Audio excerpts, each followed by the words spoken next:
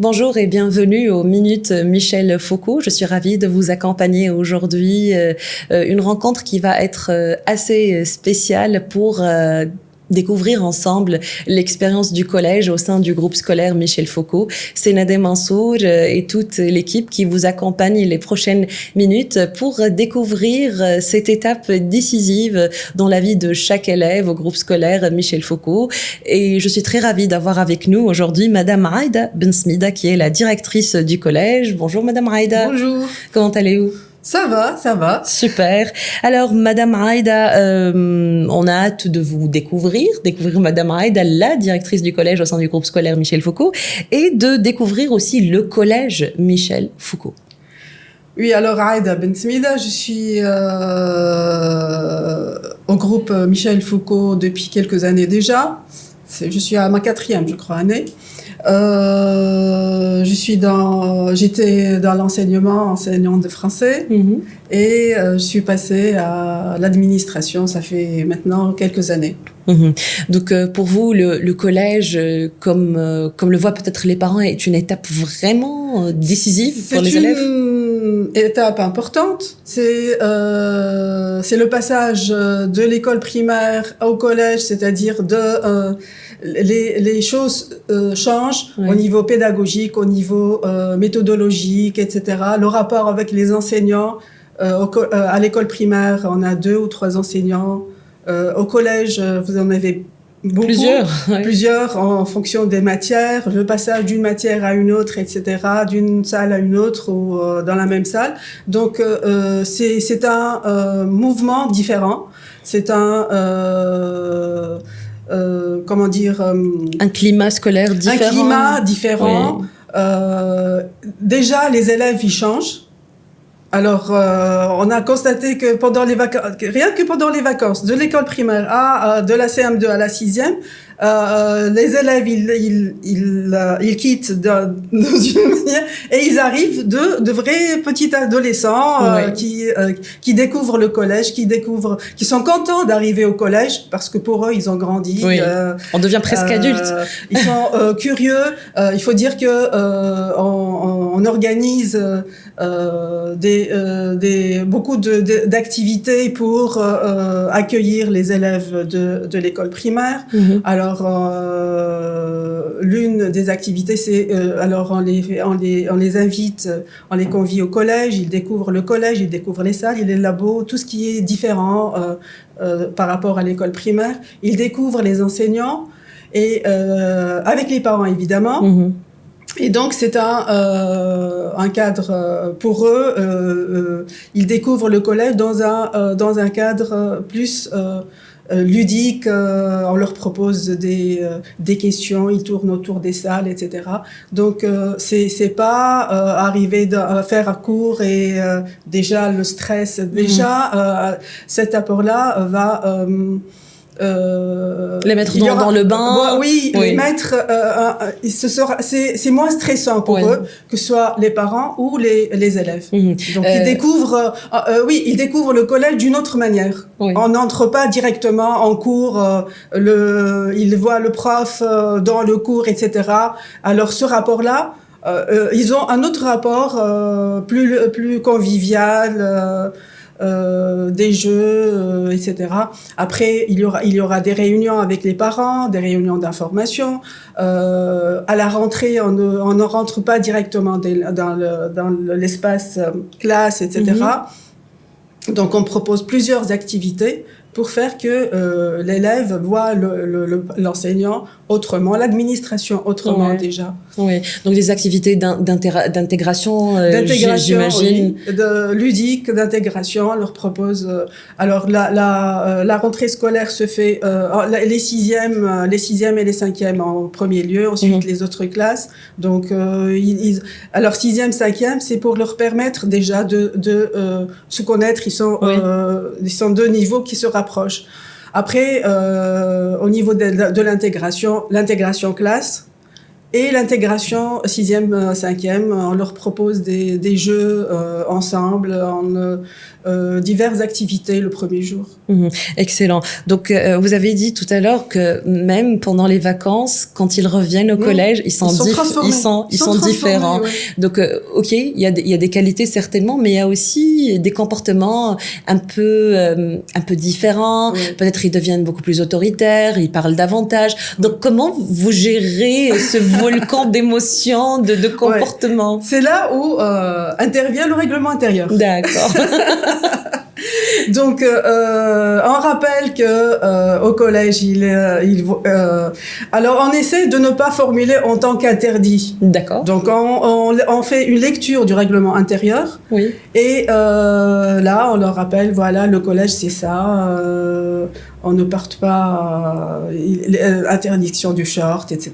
Et on leur explique pourquoi la tenue importante, la tenue est importante, le rythme est différent. Donc, et là, c'est le professeur principal qui va faire une lecture du règlement intérieur avec les élèves. Il va leur expliquer, etc. Et évidemment, ils ne seront pas d'accord pour les tenues. La tenue exigée dans le collège. Évidemment, ils ne seront pas contents quand on leur dira que le portable est interdit, etc. Mais bon, on leur explique. Oui, et ça c'est important, et ça rentre d'ailleurs dans l'accompagnement que vous faites aux élèves, parce que là c'est un accompagnement psychologique qui peut-être les prépare pour être beaucoup plus disciplinés, pour être prêts pour le brevet. D'ailleurs, toute cette période du collège, c'est une préparation pour le brevet, pardon. Donc comment vous accompagnez les élèves et les parents tout au long de ces années pour qu'ils soient vraiment prêts pour le brevet?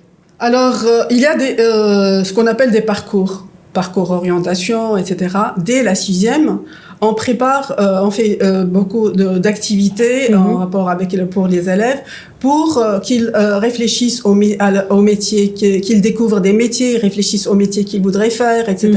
Et là, de la 6e à la 3e, déjà, ils réfléchissent à ce qu'ils voudraient faire, etc. Donc, tout un parcours d'orientation. Après, on est toujours dans la perspective de ce qu'ils vont passer au brevet, sans pour autant être comme ça obnubilés par l'examen, etc. Comme le brevet, de toutes les façons, il n'est pas obligatoire. Mais on sait que à la fin du collège, il y a des compétences qui doivent être acquises. Certainement. Et donc, ces compétences-là sont acquises de la 6e à la 3e. Il y a une progression dans les enseignements. Et on tient à ce que... alors, pour évidemment, comme tout le monde, pour la 3e, tout est type brevet. Les évaluations sont type brevet dès le début de l'année. Même en 4e, enfin, il faut dire. En 4e, à la fin de la 4e, on fait un type brevet blanc. Pour les préparer déjà, pour voir déjà quelles sont les compétences acquises et les préparer, voilà, une situation d'examen, etc. Après, en 3e, ils sont préparés dès le début de l'année en type à des types brevets. Et même, c'est-à-dire que c'est pas le brevet en tant que tel, on les prépare à la seconde, on les prépare au lycée. Donc là, c'est le plus important. Il y a des compétences qui doivent être acquises au collège pour préparer la seconde. Pour qu'ils arrivent préparés au lycée. On sait ce qu'il va y avoir au second. Et là, on parle aussi de liaison, c'est 3e, seconde. La seconde qui étant une année décisive pour les collégiens. Pour le lycée après. Donc, on les prépare à ça aussi. Tout à fait. Vous avez parlé des élèves, de l'accompagnement que vous faites pour les élèves, mais aussi les parents sont présents au groupe scolaire Michel Foucault. Il y a un travail étroit qui se fait entre vous, le cadre professionnel et aussi les parents. Donc, quel rôle jouent les parents dans cet échange, dans cette formation, dans cet accompagnement? Moi, je pense toujours que les parents on est trois. Il y a les élèves, il y a les enseignants, il y a les parents. Donc, il faut un engagement des parents il faut un échange avec les parents. Oui. Il faut parce que on ne peut rien faire sans l'engagement des parents. Et donc, moi je dis toujours, on n'est pas, on travaille ensemble, on n'est pas les uns contre les autres. Au niveau de la différenciation, par exemple, alors vous avez plusieurs cas. Alors des élèves qui sont plutôt qui tendent vers un échec scolaire. Oui. Alors la place l'engagement des parents est très important pour nous aider à travailler avec cet élève-là. Alors vous avez aussi les élèves qui sont à difficulté scolaire. Tout ce qui est 10, etc. Oui. Là aussi, les parents sont un élément important.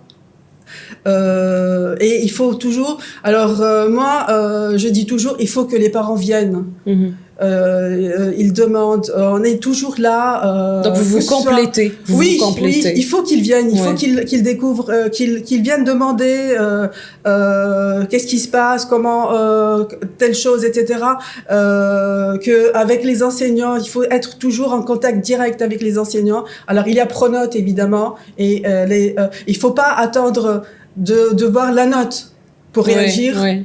Les parents, ils ne voient que la note et puis ils réagissent. Ben non, c'est pas la note. La note, après tout, n'est pas si importante que ça. Oui, ça reflète pas toujours le niveau de l'élève. Non, c'est le travail des élèves. C'est parce que il m'est arrivé de convoquer des parents. Le père me dit, oui, mais il a un 17. Oui, il a un 17. Mais moi, je suis en train de voir son comportement etc. Collège, il faut faire attention. Ouais, tout à fait. Je termine avec vous et je vous demande le message peut-être que vous vous adressez aux parents aujourd'hui, dont les élèves seront au collège pendant l'année prochaine. Comment ils doivent se préparer? Comment ils doivent préparer leurs enfants peut-être? Ne pas les stresser. Surtout pas. Parce que j'ai vu des parents stressés, on arrive au collège, etc. Bah, c'est juste une continuité des enseignements, c'est tout. Alors, c'est bien encadrer son adolescent. Parce que là, maintenant, on change, hein, on est dans l'adolescence. Organiser son travail. On dit pas, voilà, maintenant il est au collège, ça y est, il est autonome. Il est autonome, il travaille. Ben non, au contraire. C'est là où vraiment on a besoin des parents pour l'encadrement, etc. Qu'ils ne fassent pas le travail à sa place, mais il est important qu'il encadre, qu'il organise son travail à la maison. Et qu'il soit présent. Éviter tout ce qui est heures supplémentaires, études, non. Oui. Et parce que ça surcharge énormément les élèves, ça ne donne pas toujours des Parfois, résultats. Ça fait détester l'expérience scolaire. C'est trop, c'est excessif. Donc, juste encadrer l'enfant, enfin l'adolescent à la maison, il faut regarder son cartable, voir ses cahiers, se poser des questions. Pourquoi tu n'as pas ça? Pourquoi tu n'as pas ça, etc. Voilà. Oui, tout à fait. Je vous remercie, Madame Aïda Bensmida, pour cet échange. Je vous en prie. Merci beaucoup. Vous êtes la directrice du collège au sein du groupe Michel Foucault et nous espérons avoir permis aux familles de mieux comprendre cette étape importante qu'est le collège et son fonctionnement. Donc, je rappelle que le parcours chez Michel Foucault, c'est un parcours homologué AFE. Ça, c'est très important de le préciser. Et nous vous invitons bien évidemment à visiter le site web, la page Facebook, pour découvrir davantage le groupe scolaire Michel Foucault. Merci beaucoup et on se revoit prochainement dans les prochains épisodes de Les Minutes Michel Foucault.